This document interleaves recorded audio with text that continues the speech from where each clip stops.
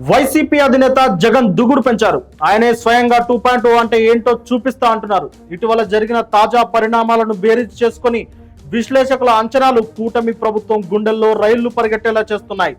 కూటమిపై వ్యతిరేకత వస్తున్నట్లు కొన్ని సర్వేలు కూడా చెబుతుండడం, ఖచ్చితంగా 2029లో మళ్ళీ జగనే అధికారంలోకి వస్తాడు అనే సర్వేలపై విశ్లేషకులు ఏమంటున్నారో ఈ వీడియోలో చర్చిద్దాం. రాప్తాడు నియోజకవర్గంలో జగన్ పర్యటన తర్వాత ఏపీలో పొలిటికల్ డైనమిక్స్ పూర్తిగా మారిపోయాయి. పోలీసులపై ఘాటు వ్యాఖ్యలు చేయడం, ఆంధ్రప్రదేశ్లో శాంతి భద్రతలు పూర్తిగా కరువయ్యాయని రాష్ట్రం బీహార్ను తలపిస్తోందని అన్నారు. ఇక పోలీసులపై చేసిన వ్యాఖ్యలకు పోలీసులు స్పందించారు. అలాగే హోంమంత్రి వంగలపూడి అనిత జగన్ మాటలను ఖండించారు. ఆ తర్వాత కర్నూలులో వైసీపీ ముఖ్య నేతల మీటింగ్లో కూడా జగన్ మాట్లాడుతూ జగన్ 2.0 అంటే ఏంటో చూపిస్తా అంటున్నారు. దీంతో పార్టీ శ్రేణుల్లో పూర్వపు బలం వచ్చిందని విశ్లేషకులు అంటున్నారు. అంతేకాకుండా అమెరికా అధ్యక్షుడు డొనాల్డ్ ట్రంప్ విధించిన సుంకాల కారణంగా ఆక్వా రైతులు పూర్తిగా నష్టపోతున్నారని, దీనిపై సీఎం చంద్రబాబు నాయుడు ఎలాంటి చర్యలు తీసుకున్నారో చెప్పాలన్నారు. ఆ తర్వాత టారిఫ్లకు ఉపశమనం ఇచ్చినా కూడా రొయ్యల ఫీడ్ ధరలు ఎందుకు తగ్గలేదని ప్రభుత్వాన్ని సూటిగా ప్రశ్నించారు. జగన్ సోషల్ మీడియాలో ఆ పోస్టు పెట్టిన తర్వాత కూటమి ప్రభుత్వం ధరలు తగ్గించడంతో అది జగన్ సాధించిన విజయంగానే వైసీపీ శ్రేణులు భావిస్తున్నారు.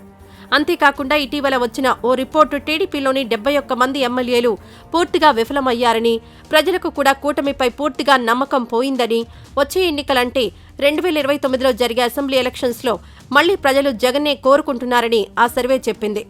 ఈ నేపథ్యంలో కూటమి ప్రభుత్వంలో ముచ్చెమటలు పడుతున్నాయని విశ్లేషకులు అంటున్నారు. ఎందుకంటే ఎన్నికల ముందిచ్చిన హామీలు, ఉచిత బస్సు, సూపర్ 6, సూపర్ 7 వంటి పథకాలు అమలుపరచడంలో కూటమి ప్రభుత్వం చేతులెత్తేసిన పరిస్థితి. ఇలాంటి నేపథ్యంలో ప్రజలు ఖచ్చితంగా అసహనానికి గురవుతారని, అలా అయితే కూటమిపై ప్రజల్లో విశ్వాసం పోతుందని అంటున్నారు. ఇలాంటి సమయంలో జగన్ దూకుడు ప్రదర్శించడం, ప్రభుత్వాన్ని ప్రజల ముందు దోషిగా నిలబెట్టాలని చేసే ప్రయత్నాలు విజయవంతం అవుతున్నట్లు విశ్లేషకులు భావిస్తున్నారు. అయితే కూటమి ప్రభుత్వం ఏదో ఫ్లోలో అధికారంలోకి రాలేదు. గత ప్రభుత్వంపై పూర్తిగా నమ్మకం పోయింది కాబట్టే 164 స్థానాల్లో గెలిచిందని అంటున్నారు. కూటమిని కూలగొట్టాలంటే జగన్ ఇంకా ఎలాంటి పనులు చేయాలో కూడా సలహాలు ఇస్తున్నారు.